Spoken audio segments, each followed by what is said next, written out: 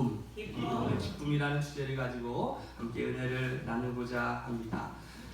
어느 추운 겨울밤에 술이 잔뜩 취한 한 남자가 교회 문을 툭툭 두들깁니다. 그런데 마침 교회에 있던 그 집사님도 그날따라 한 잔을 하셨는지 얼큰하게 취해 있었습니다. 집사님이 그 취중에 소리를 지르는 사람을 향해서 이렇게 얘기합니다. 누구요? 라고 묻습니다. 그러자 그 밖에 있는 사람이 이렇게 얘기합니다. 나는 신도가 되기를 원하는 사람이요. 그러자 이 집사님이 이렇게 얘기합니다. 왜 신도가 되려고 하시오? 그러자 이 밖에 있는 사람이 이렇게 얘기합니다. 슬픔이 많아서 기쁨을 찾으러 왔소. 슬픔이 많아서 기쁨을 찾으러 왔소. 그러자 이 집사님이 이렇게 얘기하는 거예요. 기쁨을 얻고 싶은 사람이 왜 하필이면 예배당에 왔소? 그러자 이 사람이 이렇게 합니다. 예수님이 기쁨을 주신다고 해서 내가 왔습니다 라고 얘기를 딱 하니까 이때 이 집사님의 대답이 걸작입니다. 그 양반 여기 없소.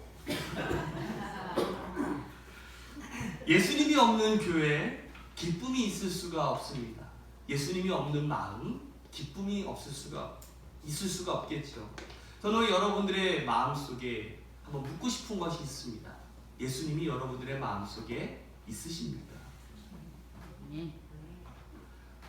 저는 표정만 봐도 여러분들이 예수님의 마음이 지금 한 주간 동안 얼마만큼 있었는지 대략 짐작이 갑니다.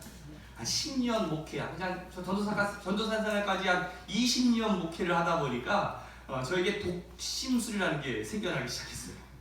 그래서 이 사람이 지금 이런 생각을 하고 있겠구나 라는 생각도 들고 게다가 제가 또 막내라서 눈치가 보통 빠른 게 아니에요.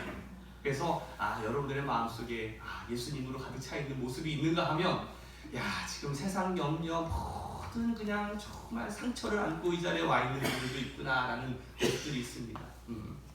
오늘 특별히 우스갯소리지만 조물주 위에 건물주라는 말이 있잖아요. 오늘 건물주가 이곳에 오셔서 함께 예배를 드리니 얼마나 감사한지 모르겠어요. 우리 장로님이신데 우리 장로님이 얼마 봉사 때문에 아마 이곳에 와서 예배를 저희 교회에 함께 참여해 주셨는데 우리 장로님이 저희 교회를 위해서 얼마나 이렇게 기도해 주시는지 모릅니다. 우리 한번 박수 한번 할까요?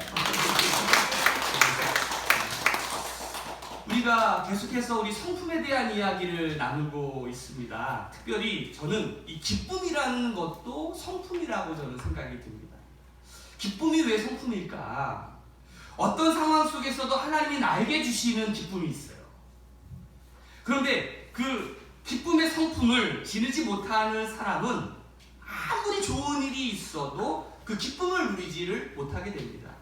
그러나 기쁨의 성품을 가진 사람은 환경의 지배를 받지 않고 오히려 환경을 지배하는 사람입니다. 오늘 빌립보서를 보면 빌립보서는 사도 바울이 쓴 성경 가운데 옥중서신이라고 불리는 성경입니다. 감옥에서 갇힌 상황에서 성경을 쓴 그러한 성경인데 이 특별히 빌립보서에는 어떤 단어가 제일 많이 나오냐면 오늘 집에 가셔서 한번 빌립보서 1장부터 쭉 한번 읽어보세요. 어떤 단어가 제일 많이 나오냐면 기쁨이라는 단어가 제일 많이 나와요. 그래서 빌립보서를 가리켜서 기쁨의 서신이라고도 부릅니다. 오늘 사도 바울이 본문에서 빌립보 성도들을 향해서 이런 기쁨의 메시지를 전하면서 그들을 격려합니다. 주님 안에서 항상 기뻐하십시오. 다시 말합니다. 뭐 하래요? 기뻐하십시오 라고 말씀하고 있어요. 이 기쁨의 성품은요 하루아침에 만들어지는 것이 아니에요. 태어나면서부터 타고나는 것도 아니에요. 사도 바울도 처음부터 기쁨의 사람은 아니었습니다. 삶에서 배우고 익히고 또 노력해서 또 그 신앙의 삶이 자기를 지배하기 시작했던 그때부터 그 삶의 기쁨이 시작되는 거죠. 오늘 사도 바울의 위대한 고백을 한번 보세요. 빌립보서 4장 11절부터 12절까지 말씀 한번 같이 읽어볼까요? 시작!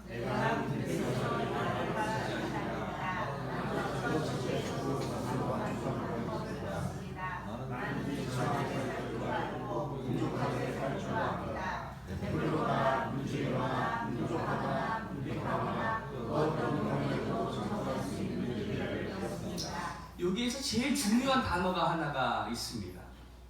제일 마지막에 배웠다라는 말이 있죠. 배웠다. 선천적으로 기뻐할 수 있는 성품을 타고난 것이 아니라 삶에서 그런 고난을 겪으면서 또 어려움을 이겨내면서 그 삶의 비결을 배웠다라고 오늘 이 사도 바울은 말하고 있어요. 기쁨은요, 배우고 만들어지는 것입니다. 바울은 여기서 끝나는 것이 아니라 자기에게 있는 그 기쁨을 다른 사람들한테 알려주기를 원했고 가르치기를 원했어요. 그럼 빌립보서 4장 9절의 말씀을 한번 볼까요? 시작. 그리고 여러분은 나에게서 배운 것과 받은 것과 또 본 것을 실천하십시오. 그리하면 평화의 하나님께서 여러분과 함께 하실 것입니다. 아멘. 저는 이 사도 바울이 참 멋진 사람이라는 생각이 들어요. 왜냐하면 자신 있게 나를 배우라라고 말할 수 있는 사람이 어디 있겠습니까? 그렇죠? 제가 꿈꾸는 게 하나가 있어요. 뭐냐면 저에게도 딸 하나가 있잖아요. 뭐 7살짜리 딸 하나가 있는데 그 딸한테 자신 있게 야, 아빠의 이 기쁨을 좀 배워라. 아빠의 이러한 모습을 좀 배워라. 라고 이렇게 말할 수 있다면 얼마나 멋진 아빠가 될 수 있을까? 아빠 엄마를 봐라. 어떤 일이 있어도 감사할 줄 알지 않니? 어떤 일이 있어도 기뻐할 줄 알지 않니? 너도 이것을 배웠으면 좋겠어 라고 이렇게 말할 수 있는 가정이라면 저는 그 가정이 얼마나 아름다운 가정이 될 수 있을까요? 교회의 모습도 똑같습니다. 장로님이 권사님을 향해서 이렇게 얘기합니다. 아우 권사님 저를 보세요. 저는 어떤 일이 있더라도 제가 감사할 수 있잖아요. 기뻐할 수 있잖아요. 권사님도 그걸 배우세요. 권사님이 집사님을 향해서 똑같이 아유 집사님 저를 보고 배우세요. 저를 보고 배우세요. 오늘 우리 새로나교회 성도들 한 사람 한 사람이 그러한 감격과 기쁨을 회복하면서 그것을 다른 사람들한테 전하고 또 가르칠 수 있는 믿음의 사람들 되시기를 주님의 이름으로 축복합니다. 오늘 우리는 이 사도 바울의 모습을 보면서 어떻게 하면 우리가 기쁨의 삶을 살아낼 수 있을까를 한번 연구해 보고자 합니다. 먼저 기쁨은요 환경에 의해 좌우되지 않습니다. 기쁨은 뭐라고요? 환경에 의해 좌우되지 않아요. 그 환경이 나를 기쁘게 할 수도 있고 슬프게 할 수도 있지만 사실 진정한 기쁨은 그 환경에 좌우되는 것이 아니라는 사실이죠. 만약 사도 바울이 환경 때문에 내가 기쁨을 누리지 못했더라면 아마 이 기쁨이라는 단어는 쓸 수 없었을 거예요. 환경은 항상 늘 사도 바울에게 있어서는 적이었어요. 사도 바울이 말씀을 할 때 항상 자주 말하는 단어가 하나가 있는데 뭐냐면 주 안에서라는 단어를 굉장히 많이 써요. 그래서 주 안에서 뭐 힘써라, 주 안에서 사랑해라. 오늘 본문의 말씀에도 주 안에서 항상 기뻐하라. 주 안에서라는 단어를 자주 쓴다는 것이죠.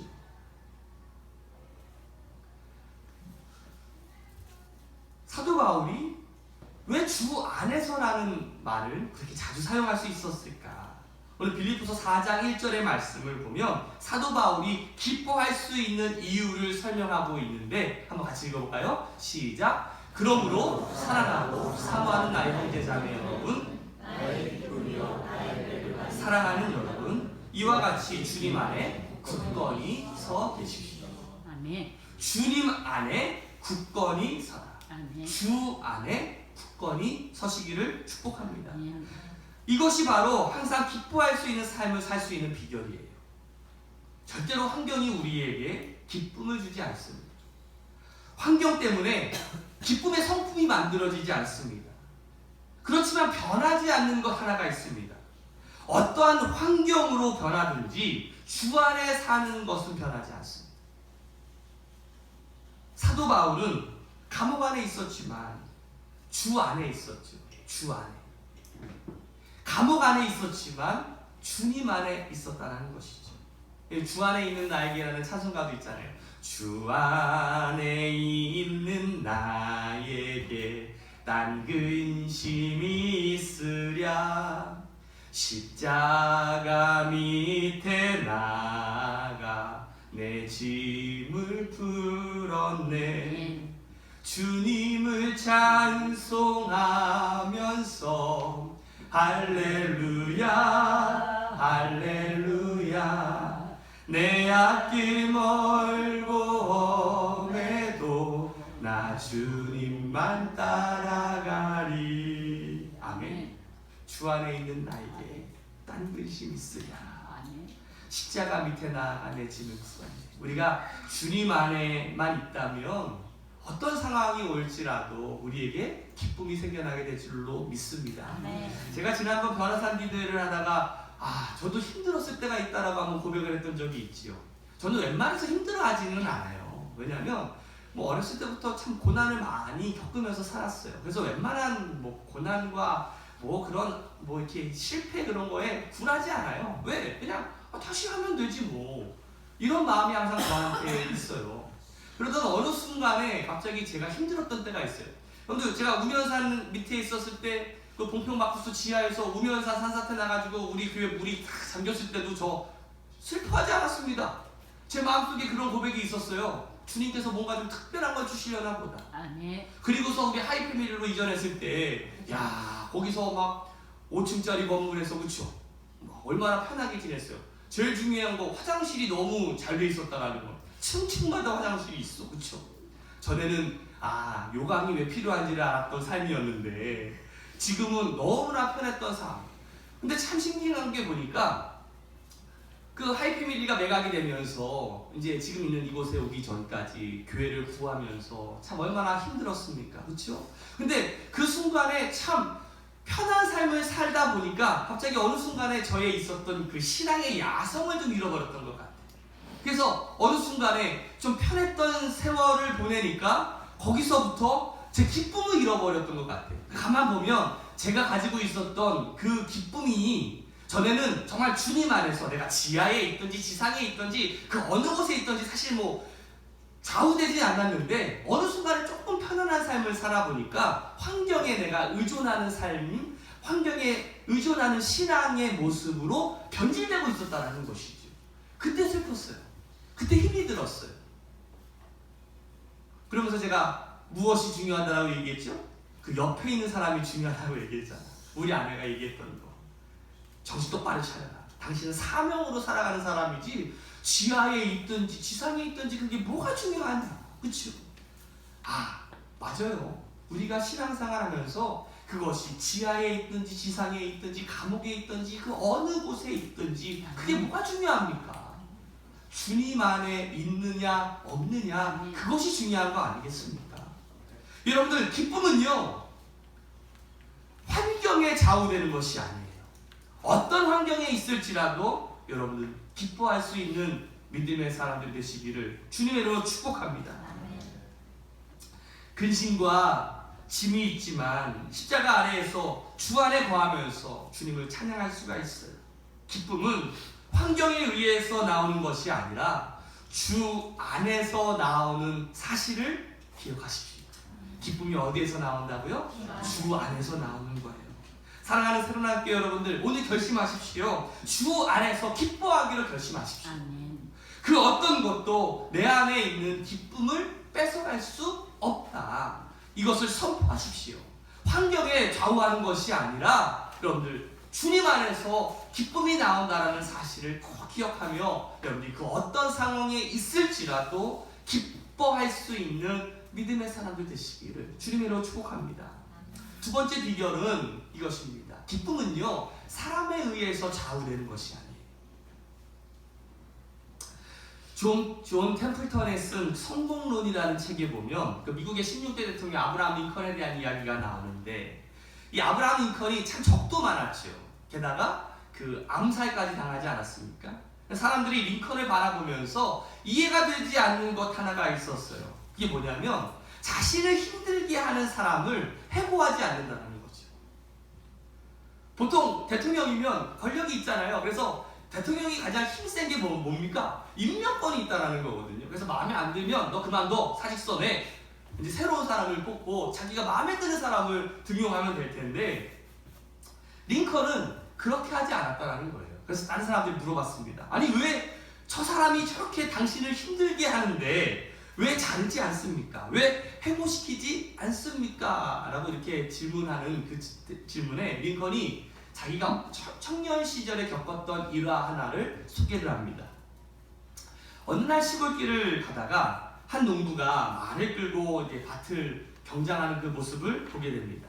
가까이 가서 보았더니 그 말 옆구리에 그 말을 괴롭히는 파리가 막 그냥 윙 하면서 다니는 거예요.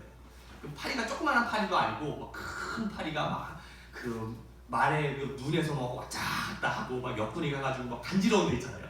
거기에 가가지고 막 윙 거리니까 신경 쓰여 안 신경 쓰여?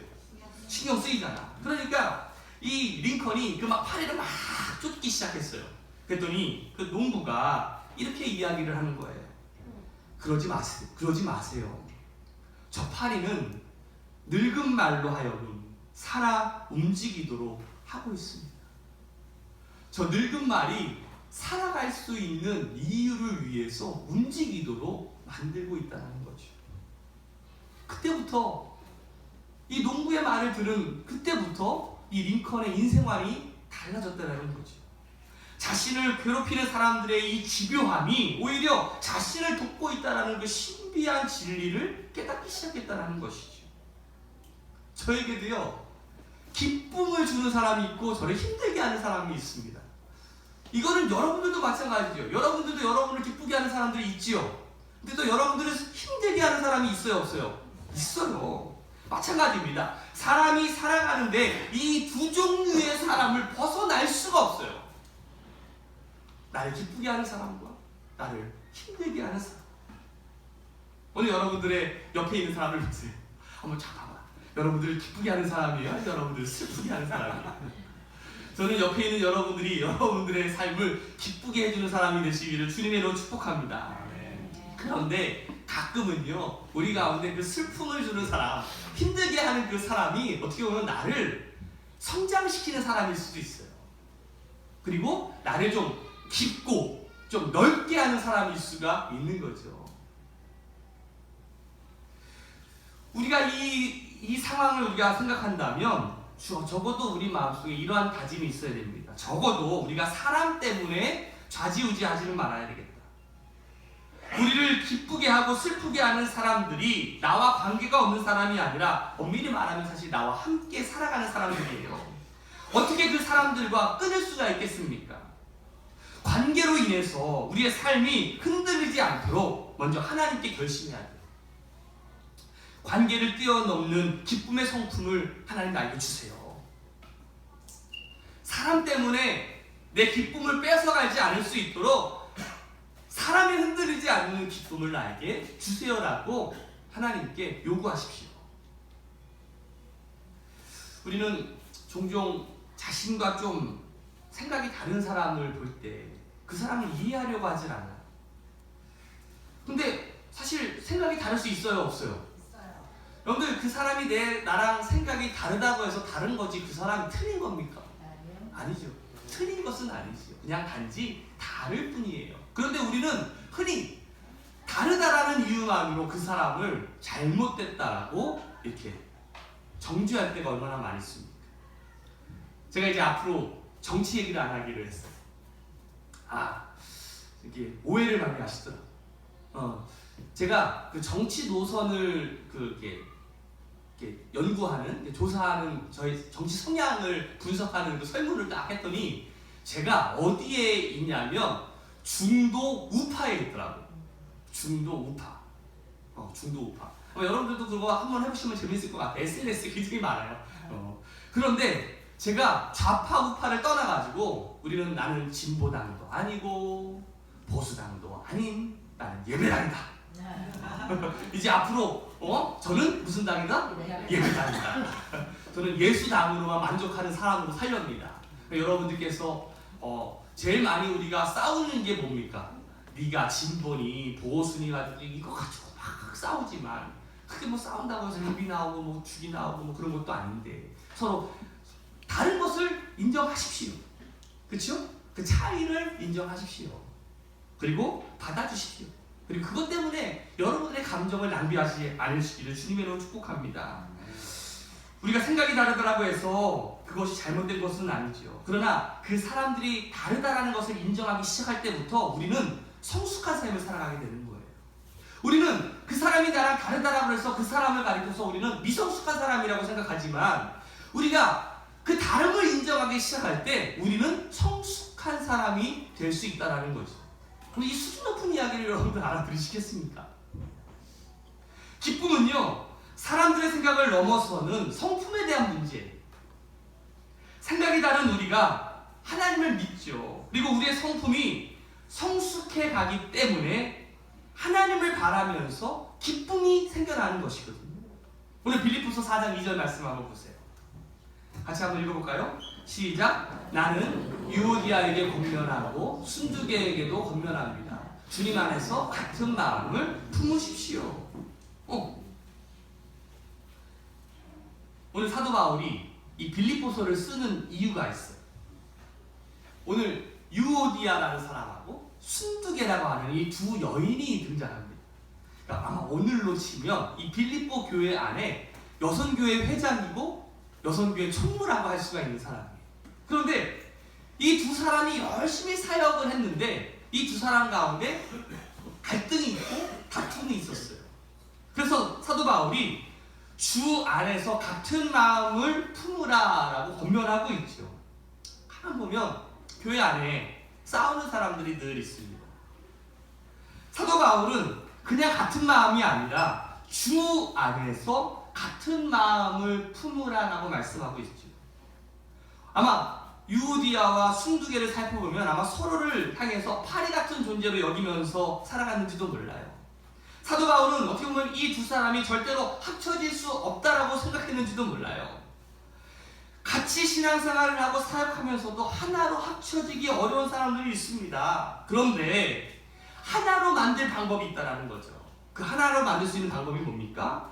주 안에서 같은 마음을 갖는 거예요. 여러분, 이 교회만큼 참 다양한 그 사람들이 모이는 곳이 어디 있습니까? 어느 하나도 우리가 연관점을 가질 수 있는 것이 굉장히 적어요. 성씨도 다르죠. 고향도 달라요. 전라도, 경상도, 충청도, 서울 사람, 그렇죠? 되게 다양한 취미생활을 가지고 있는 사람들도 있잖아요. 그런데 그럼에도 불구하고 우리가 이 교회라고 하는 하나의 공동체를 이룰 수 있는 단 한 가지 이유는 뭡니까? 주 안에서 같은 마음을 품기 때문에 그렇다는 사실이죠. 이게 신비예요, 사실. 어느 목사님이 요한계시록 강해를 하고 있었어요. 그런데 아마겟돈에 대한 그 전쟁에 대한 이야기를 다 하시는 거예요. 그래서 초신자가 갑자기 꾸벅꾸벅 졸다가 집에 와가지고 이렇게 얘기합니다. 자기 아내한테, 야, 목사님이 오늘 설교 말씀을 하시는데 우주 전쟁이 일어나고 교회가 막 싸우고 막 그런데, 그러니까 우주 전쟁이 일어날 정도로 막 교회가 굉장히 막 싸우고 막 환란에 당하고 막 얼때리는 거야. 그랬더니 이 아내가 무슨 얘기지? 막 하다가 왜 교회가 싸웠대요? 그랬더니 그 남편이 하는 말이 이렇게 얘기합니다. 아마 갯돈 때문에 싸웠나 봐. 사모님이 개를 탔는데 튀었나 봐. 여러분들, 사실 이 개모임조차도요, 자기에게 마음이 맞는 사람들, 그렇죠? 어떤 심지어 취미 생활을 하더라도 취미가 맞는 사람들이 모여요. 근데 이 교회만큼은요, 여러분들, 교회에서 어떤 일 하기가 쉬워요, 어려워요? 어려워요. 어떤 사람은 등산을 좋아해요. 등산 좋아하시는 분 있잖아요. 근데 산은 보라고 있는 거지 가라는 것은 아닙니다. 그렇죠? 걷는 것은 아닙니다라고 이야기하는 사람들도 있어요. 나는 산에 가느니 차라리 목숨을 끊겠습니다. 막 이런 사람들도 있고, 어떤 사람은 운동을 좋아하는데 운동을 싫어하는 사람들도 있죠. 참 다양한 사람들이 모여 있지만 그 하나를 이룰 수 있는 비결 하나는 뭡니까? 주님 안에서 같은 마음을 품을 때 그것이 가능하다는 것이죠. 한번 물어보겠습니다. 여러분은 주님을 위해서, 주님의 몸된 이 교회를 위해서 같은 마음을 품을 수 있으십니까? 나랑 좀 다르고, 나랑 성향도 다르고, 나랑 기질도 다르고, 나랑 고향도 다르지만 정치색도 다르지만 그래도 그 사람과 같은 마음을 품을 수 있으십니까? 저는 우리 새문학교에 희망이 있어요. 뭐냐면 우리 저기 이병재 성도님과 우리 박동남 성도님이 나란히 앉아있는데 가만히 제가 얘기를 들어보면 한쪽 분은 진보고 한쪽 분은 보수야. 되게 재밌어요. 그렇죠? 그런데 항상 얘기를 하다가도 항상 같이 앉아있는 이 모습을 보면서 아 그래 바로 우리가 교회 안에서 하나가 될 수 있구나. 산 증인들이시잖아요. 저는 저분들도 될 수 있다면 우리들도 될 수 있다라고 저는 믿습니다. 한번 따라해 봅시다. 주님 때문에 같은 마음을 품을 수 있습니다. 사랑하는 새로운학교 여러분들, 다 자기 마음에 들 수 없습니다. 또 자기 뜻대로 할 수 없습니다. 서로 이해하고 서로를 향해 이 관용의 마음이 생기기 시작할 때 우리 가운데 기쁨이 생겨나게 될 줄로 믿습니다. 또한 우리가 기뻐할 수 있는 비결은 이것입니다. 물질에 흔들리지 않는다는 것입니다.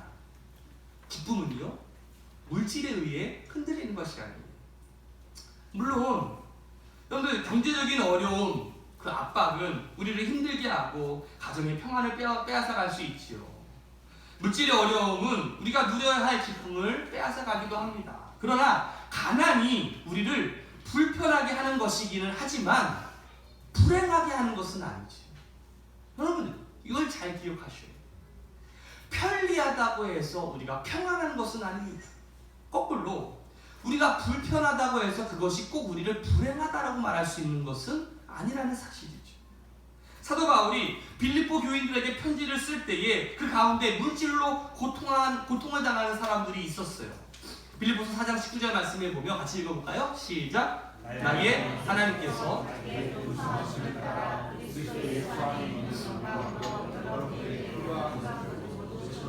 아멘. 사도 바울이 이런 편지를 쓸 수 있었던 것은 그도 역시 어려움을 경험해 봤기 때문에 그래요. 참 신기한 건 여러분들 어려움을 당해본 사람이 그 어려운 사람을 잘 도울까요? 한 번도 어려움을 당해보지 않은 부자가 어려운 사람을 도울까요? 어려워해본 사람이 어려운 사람을 도울 수 있어요. 이런 말 있잖아요. 과부가 과부의 심정을 안다라는 말이 있는 것처럼 그 마음을 알기 때문에 그렇죠. 사업에 실패했고 삶의 어려움을 겪어본 사람들은 그 다른 사람들의 실패와 아픔에 어려움을 공감하게 되고 그것을 이해해 줄 수 있는 마음이 있는 거 아니겠어요? 사도 바울도 그랬어요. 사도 바울도 자신이 그러한 어려움을 겪어봤기 때문에 바로 그 어려움에 대한 이야기를 할 수 있는 거 아니겠습니까? 어떻게 보면 빌립보서 4장 11절과 12절의 말씀에 보면 사실 이 모든 삶의 과정에서 성숙하게 하신 하나님을 고백하는 사도 바울의 고백이 있는데 여러분들 저는 여러분들이 이러한 고백의 사람이 되었으면 좋겠어요. 11절과 12절 말씀에 보면 내가 궁핍해서 이렇게 말하는 것이 아닙니다. 나는 어떤 처지에도 스스로 만족하는 법을 배웠습니다. 나는 비천하게 살 줄도 알고 풍족하게 살 줄도 압니다. 배부르거나 굶주리거나 풍족하거나 궁핍하거나 그 어떤 경우에도 적응할 수 있는 비결을 배웠습니다. 배부르거나 굶주리거나 풍족하거나 궁핍하거나 그 어떤 경우에도 적응할 수 있는 비결을 사도 바울은 배웠다라고 말씀하고 있어요. 저는 오늘 여러분들이 신앙생활을 하면서 배워야 되는 것이 무엇입니까? 오늘 사도 바울과 같이 오늘 물질에 연연해 하면서 물질에 우리의 기쁨을 빼앗기면서 살아가는 사람이 아니라 그 어떤 상황 속에서도 기뻐할 수 있는 그리고 만족할 수 있는 적응할 수 있는 우리 새로운학교 성도들 되시기를 주님의 이름으로 축복합니다. 마지막으로 사랑은 희생이라는 것이죠. 제가 지금까지 목회를 하면서 오랜 세월 목회한 것은 아니지만 제가 깨닫는 것이 있어요. 사랑은 즐거운 일을 보다는 힘들고 희생해야 되는 일에 더 밀접한 연관성이 있는 것 같아요. 사랑이라는 것이 즐거운 일보다는 좀 더 힘들고 희생해야 되는 그곳에 더 사랑이 좀 밀접하게 연관이 되어 있는 것 같은 그런 느낌이 들어요. 그리고 또 한 가지 기쁨은 희생을 통해서 생겨난다는 것이죠. 여러분들, 사랑을 실천하려면 대개 받을 때보다 줄 때 그것이 더 많이 생겨나는 거 아니겠습니까? 사실 요즘 우리 사회에 보면 뭐 어떤 책이나 그런 것들 보면 뭐 자기계발서나 어떤 행복이라든지 어떤 자기의 만족감, 보통 그런 식의 책들이 많이 있는 것 같아요.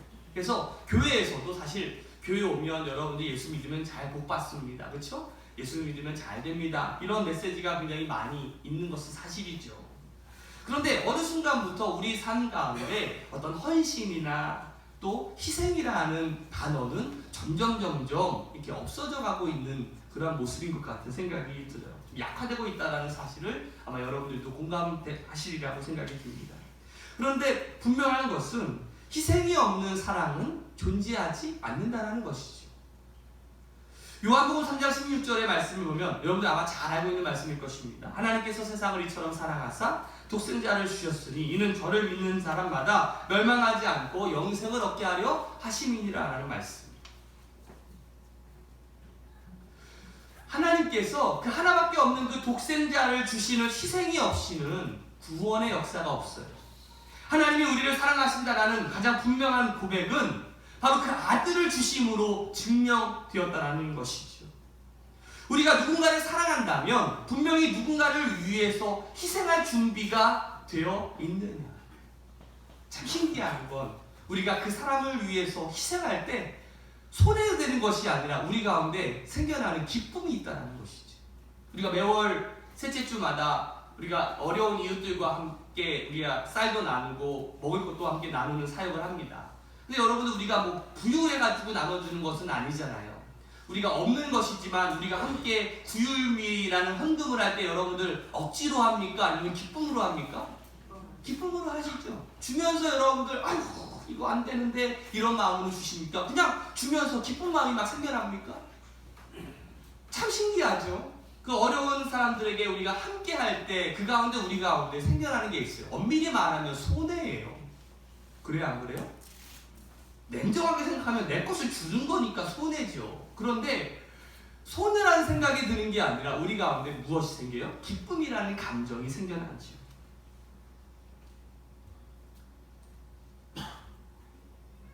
사실 우리에게 사랑이 유지되기 위해서는 받는 것보다 희생하는 마음이 있어야 됩니다. 자신의 만족과 필요를 채우려고 하기보다는 상대방의 필요를 채우려는 그 마음, 저는 그것이 바로 우리가 가져야 될 마음이 아닌가라는 생각을 하게 됩니다. 사랑하는 새로운학교 여러분들, 우리가 기억해야 될 것이 있습니다. 주님 안에 든든히 서십시오. 주님 안에 있을 때 우리가 그 기쁨이 생겨나게 될 줄로 믿습니다. 그 기쁨은 환경에 흔들리는 것이 아니에요. 사람에 의해서 흔들리는 것이 아니에요. 물질에 의해서 흔들리는 것이 아니에요. 오늘 여러분들의 기쁨을 빼앗아가는 것으로부터 여러분들이 여러분들의 기쁨을 지켜내시기를 주님의 이름으로 축복합니다. 그리고 여러분들 오늘부터 그 거룩한 기쁨의 습관을 만들어 가시기를 주님의 이름으로 축원합니다. 기도하시겠습니다.